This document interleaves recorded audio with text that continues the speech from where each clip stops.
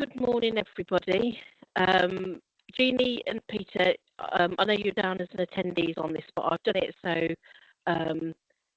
we can see your video and for this session, and we'll get it sorted for the next time. Can you hear me okay?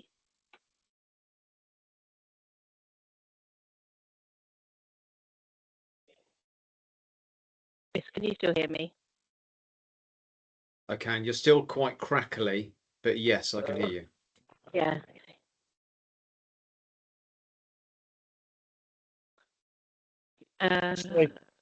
Sorry, I just realised my mic was off. I was saying the same thing. You're a bit crackly, but it could be my network. Okay, no, I think it's me. Just with everything.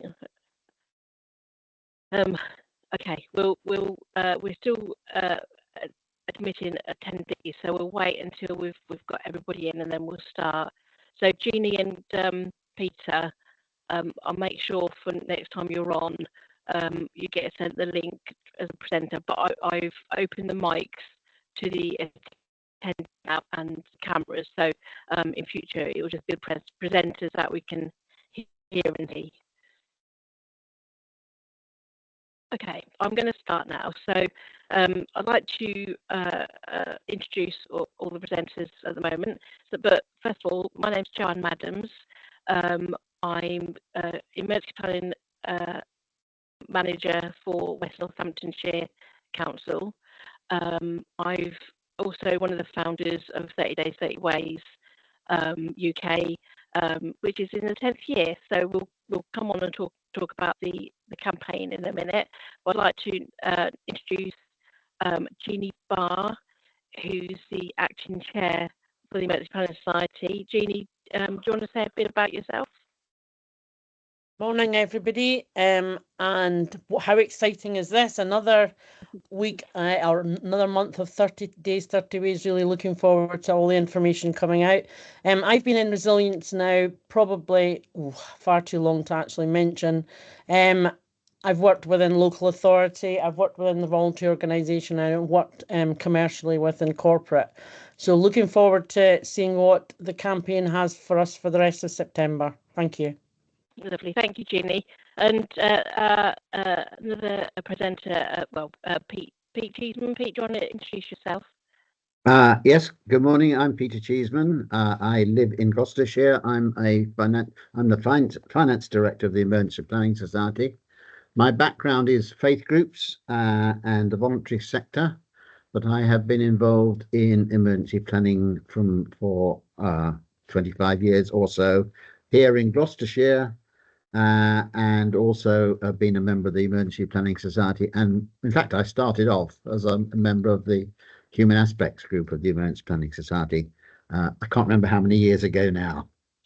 Good part of that a few years back as well. I think I'm doing my 37th year in emergency planning this year. It just seems like yesterday. And the next presenter is Chris Bridgewater. Chris, can you introduce yourself? Yes, good morning, everybody. I'm Chris Bridgewater. I'm a station commander in Northamptonshire Fire and Rescue Service. Within that, part of my remit and responsibility has been our increased response and becoming more efficient at wildfire, which we started a few years ago now, which has now grown into an environmental preparedness group. So I'm internally looking at improving how we're supporting our response to any climate related incident, and I'm also part of the National Fire Chiefs Council wildfire group, so the planning for the UK. Lovely, thank you. And the whole thing about these panels is to just give people a bit of a summary that happened in the week. But before I say that, I'm going to give you a bit of background to the campaign. As some of you as attendees might not know anything about 30 Days 30 Ways UK. So it's in its 10th year. So back in 2015, I played along with the Americans version of 30 Days 30 Ways, which is still going on. For 2 years, I thought it was absolutely brilliant. I was coming back. It gives a daily challenge every day in the month of September. It's about whether it's learning a new first aid or testing your smoke alarm. And then I thought, well, why can't we bring that to Northamptonshire? So I did, and it grew from there. London Prepared got involved, and then we spread it out onto the rest of the UK. It's based around the National Risk Register, for those of you who know the National Risk Register. So it's based on locally relevant all hazards approach to looking at what we should be doing to certain risks. It provides positive psychological approach to build and inform and empower people to know what to do in case of emergencies. And we've tried to make it gamified, so it's still based on social media. This year we've on Instagram, Facebook, LinkedIn, and obviously X, formerly known as Twitter. So it's all based on social media for people to share, like, and comment. We've also got a bingo sheet, so you can cross off each day on a bingo card, which I have been doing. So, like I said, we have daily challenges. So, January, we've had a group what each day theme should have, and as well as talking to sort of colleagues within other local resilience forums and councils, we said that we would have weekly themes. So we have 5 weekly themes. The first one being knowing your risk, and that's what we've been doing this week. Week 2 is about getting informed about knowing who to follow to get that factual information. Then week 3, we're discussing about how to make a plan, and then week 4 is about protecting your family. And then week 5 is about how to get involved with the local voluntary sector and how to get involved with your communities. So like I said, each day you have a daily theme. This week we've been talking about knowing your risk. Like I said before, the National Risk Register is out there, and we've tried to base our daily themes on what's coming out of the National Risk Register. So we've talked about electricity on day 2, to do if you didn't have any electricity, loss of power. So we talked about that on day 2. That is on the National Risk Register, and that's quite a high one. We'll also be discussing later on in the week's progress high temperatures and heat waves. We'll be talking about flooding, low temperatures and snow, pandemic, and today is all about space weather. So we've tried to sort of fit it in with the National Risk Register. We also talked this week about cyber crimes and scams. And scams is one of the new ones that we've had this year. Doorstep scams, how to spot them, what to do. So that's been quite a good one. But I want to first come to talk to Jeannie and Peter, because this year, not just our 10th year, but the campaign has become under the stewardship of the Emergency Planning Society, which I think is a great thing for the campaign to make it for its legacy and to make it go forward into the future. So Jeannie, can I come to you to talk about how what I suppose how do you feel about the campaign, and what's your thoughts for the future? I think that campaign is extremely valuable for various reasons. One being that the information that it brings is valuable, and it's bringing it in a way that the community and people out there are actually managing to understand it. It provides really good and useful information, and given that obviously it's space weather at the moment, I don't know if everybody around the UK experienced the lovely colourful skies and went out and took hundreds and hundreds of pictures of the electromagnetic storms that were going on. I certainly went out and took loads and loads of pictures, and till the reality hit of, in actual fact, what was that? and when you looked at it, and you know, the difference between what you were seeing and what you were photographing and the reality of, in actual fact, with what was going on, although albeit lovely to see, in reality, when you were actually looking at understanding or gaining a better understanding of what the risk was, it was quite significant. And we all know that obviously electromagnetic storms, if it comes close to the, you know, to the atmosphere, can cause disruption with all electrical products, and as we are at the electrical world that we're in, that would be a significant risk. So I think that the campaign's really great. I think it's really useful for people, and it's a great platform for different ages and different generations to gain a better understanding, and not to be worried, not to be scared, but at least to be a little bit more prepared, to at least to have a little bit, almost what I say is to have the first foot on that first stair of preparedness, not to live in anxiety, not to live constantly worried about things, but to at least have an idea. Hang on a minute, I just read something on, you know, 30 Days, 30 Ways UK, and what it said to me is that I should start thinking about X, Y, and Z. You know, things like passwords, changing them regularly, etc., etc. Seems like common sense, but a quick reminder and a prompt about that, about checking the battery in your smoke alarm, all that sort of stuff. These are the sorts of things when we've got extremely busy lives, and we're all on a constant flow of momentum moving forward. A quick stop and check and look at some really good advice, you know, during the campaign is, I think, a really good way forward, especially when we're going to winter and inclement weather and all that sort of stuff. It just highlights all that, and having it all in one place, I think, is really useful. Yeah, I think in the future, I would like to add things like, and again, not talking about overburdensome or overcumbersome, is things like podcasts, etc., to add to the actual campaign going forward, or even sort of vidcasts. But we can have a chat about that, Joanne, off table. Yeah, no, it's brilliant. There's so much that we can do. I mean, one thing that we want to try and do this year is to get students to try and go into the TikTok world, to try and get more youngsters involved in preparedness. But that's something perhaps we need to push for next year. There's so much, and I suppose there's so much we could fit into 30 days, and we could probably do, you know, 40 or 50 things. But we've tried to just do the ones that are most important. And like you said, it's not to scare people; it's just to give them the tools and perhaps tips to better themselves. Peter, have you got anything that you wanted to come in from the Emergency Planning Society point of view?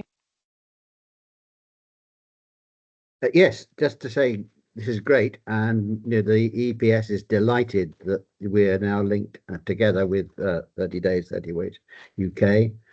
It's a great. It's just I was just thinking that really, for those of us who have been inspired by Michael Mosley's Just One Thing about health, I think, you know, 30 Days, 30 Ways is very similar about emergency response and risk and safety, because it's a whole range of things being brought up so that people can pick up perhaps one thing or two things that they hadn't maybe thought of before, run with that and make their lives, their communities safer, and be able to respond better to particular situations. So I think it's the stimulation and encouragement of people to get involved as widely as possible is the best thing about it. Yeah, that's definitely. I mean, I think for me, when I was playing it, and I still do play it every day, but it's just getting back to talk to your family members, your neighbours, people at work, to say, this is the day's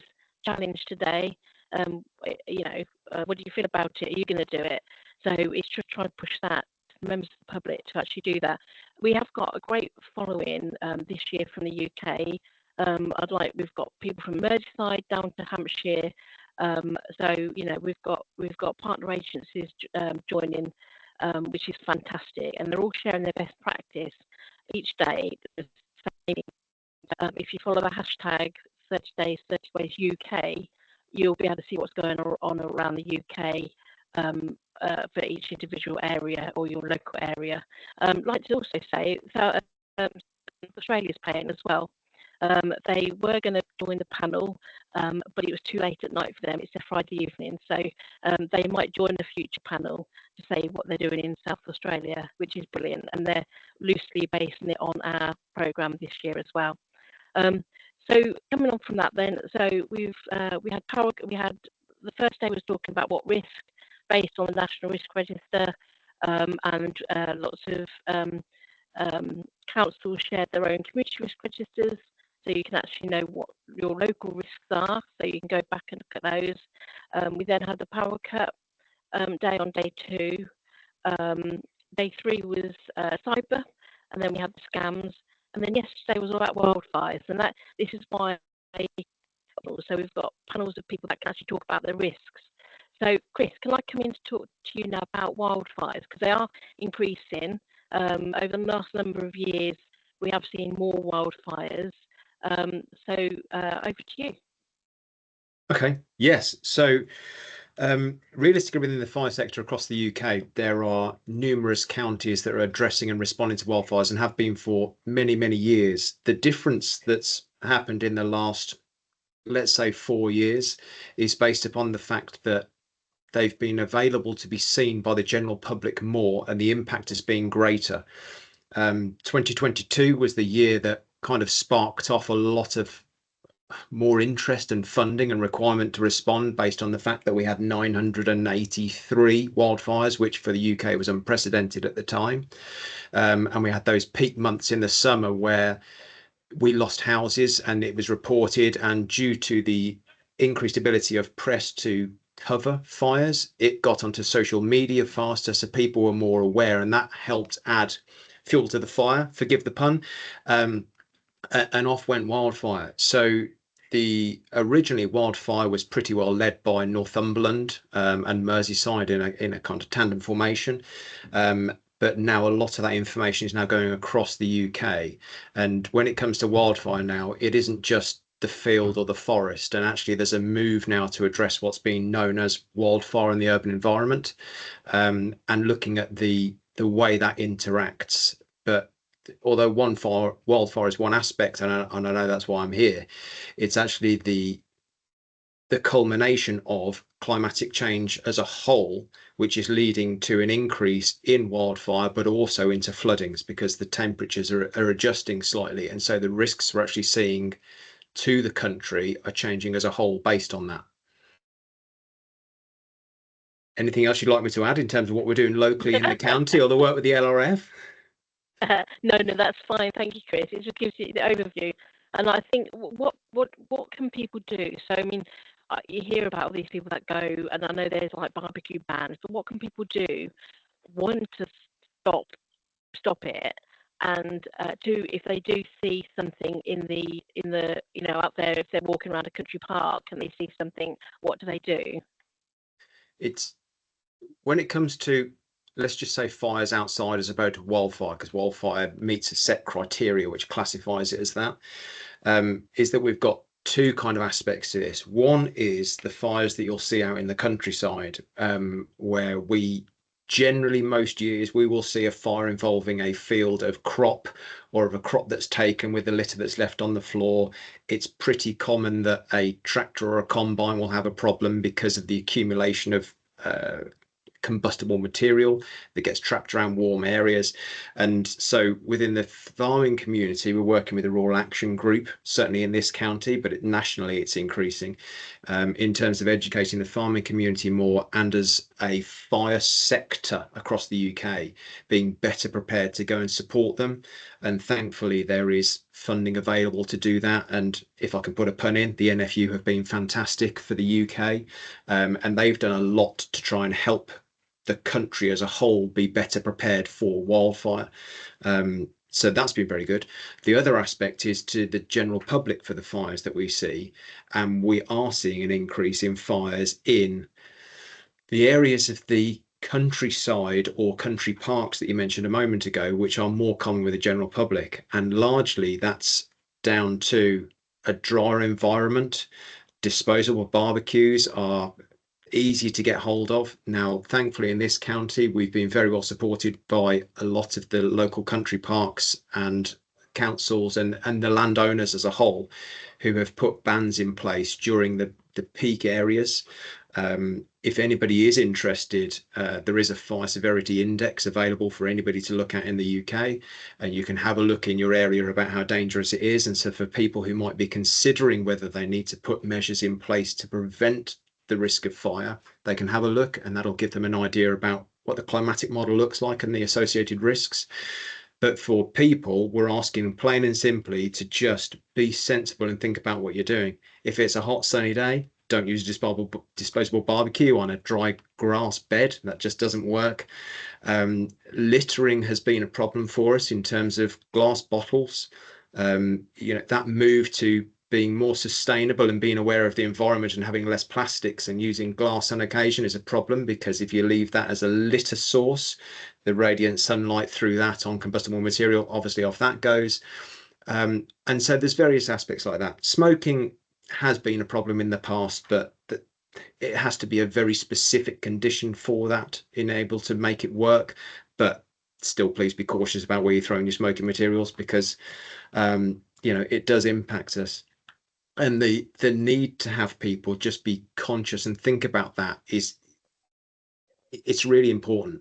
And as an example for you, during 2022, although that's a couple of years ago now, and we've been quite fortunate of not having summers that have reached those temperatures, there was a day where in this county we had 4 people left to respond because everything was committed. And half of those incidents that we had resources at were actually dealing with things that could have been prevented. And so a lot of work has gone in from us to try and get better and use less resources to deal with them, so we have more resources available. But from the public perspective, just that element of sensibility and consciousness about your actions and reporting things sooner will make a massive difference to the safety of everybody else in the county. Thank you, Chris. So the point of all these panels are that we've got a panel of speakers. We've then got attendees. So has any of the attendees got any questions? You can either put your hand up today, or put something in the questions and answers, the chat. If anybody's got anything, has anybody got any questions for any of the panel members?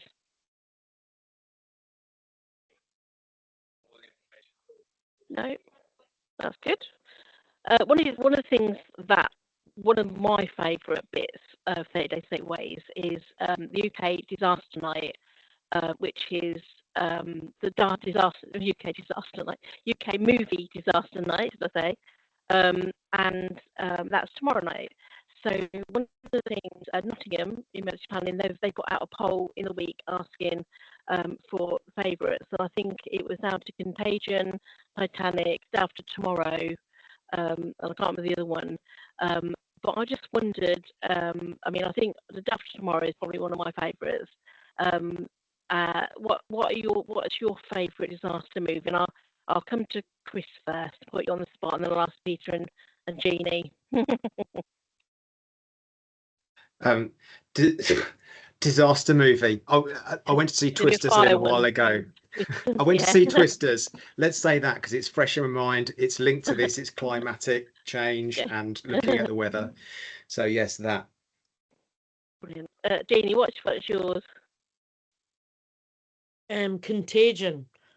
And I actually don't like even saying that, because it's just such a horrible. If you think about a disaster and that happening, it's just, although I do like Independence Day and all the other American big blockbusters too. Yeah, I don't think we've got a plan for the aliens just yet, but it might be that's something that we need to develop in years to come. Peter, what's your favourite disaster movie? Well, I've been trying to think. I tend to like old police movies like Frost, and to tell my age by that.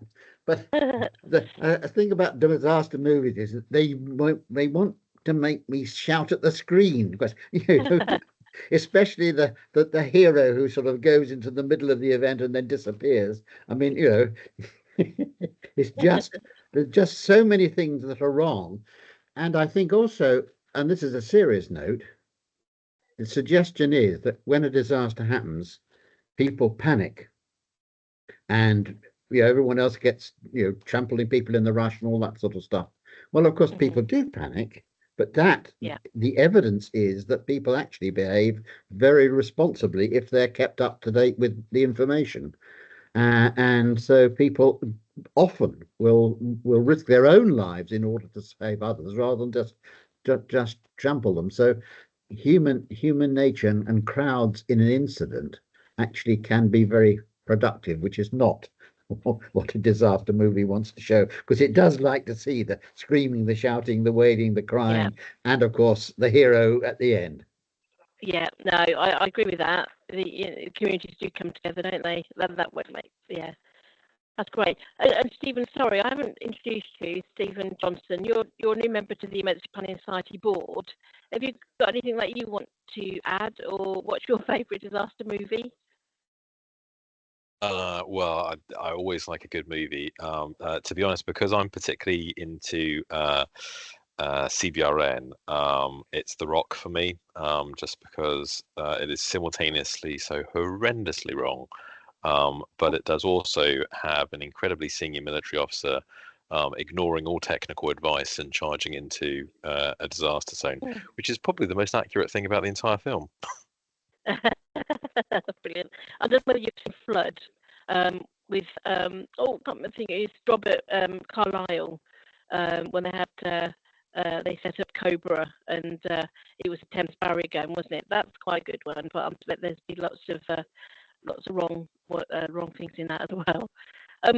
So looking forward to the months then. Obviously this is the first panel. We've got another 2 with other panel members and presenters over the next couple of weeks.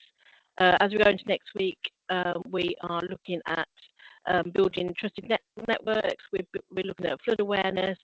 We're looking at safe escapes. So again, we're coming to local fire teams, prevention teams, look at how to make your safe escapes from your buildings. We're looking at severe weather, cold weather, again on the top of the National Risk Register. We're looking at who to call, when to ring 999 and when to ring 101, and when to ring 111 or go to A&E. So that's quite a good day of looking at what avenues you should go to. We're looking at Run Hide Tell on next Friday, and then on Saturday first aid. So next Fridays we'll have a summary of all of the next week's days as well. Just come in quickly to looking at what, Jeannie, what are you looking forward to? What's your favourite day? You've took part now a little for a couple of years now. What's one of your favourite days? It's actually the Community and Voluntary Organisations week, so I think that's the last week. Yeah. And I think they get loads and loads from there, and the opportunities out there for people to get involved. And as Mr. Cheeseman said, the run, the run and scream and whatever days are gone, and people are more likely to want to do something more. And in actual fact, the community groups, the voluntary organisations provide that opportunity, and all in all, in actual fact, allow us to become more prepared. I volunteered with the British Red Cross and with in Scotland St Andrews First Aid, and was a trained first aider and whatever, and trauma person and whatever. And the amount of stuff that I learned as an individual volunteering with both those organisations and about preparation, etc., was immense. Yeah, volunteering is probably my favourite day. I love working with the volunteers, and yeah, it's great. Peter, what day are you looking forward to? Sounds a bit corny, but them all, because the thing is that because you're listening to something, and then somebody says something. Chris might say something about fires, or Jeannie about particular things, or someone about a particular incident. Yeah. And you think, yeah, I hadn't thought of that. That's really useful, really valuable. And I think it's the little wrinkles that Yeah. people can pick up from this, and that they can actually lead to a lot of positive action and thought. So it's the sort of almost the Yeah. serendipity of it all, that you listen and then suddenly something strikes you. You may not listen to the rest of it, but something strikes you which will lead you off to some really positive outcomes. Yeah. Thanks, Peter. So we've got 24 days left. Day 6 today, 24 days left. So we'll join people again for the panels next week, which will be live, so people can catch up. Thank you so much. Thank you, Chris, Peter, and Jeannie for joining today's panels, and for the attendees to attend as well. Hopefully you'll attend next week. Have a nice day and have a nice weekend, everyone. Thank you. Thanks very much indeed. Thank you, everybody. Bye bye. Thank you. Bye. Bye. Bye. Bye bye.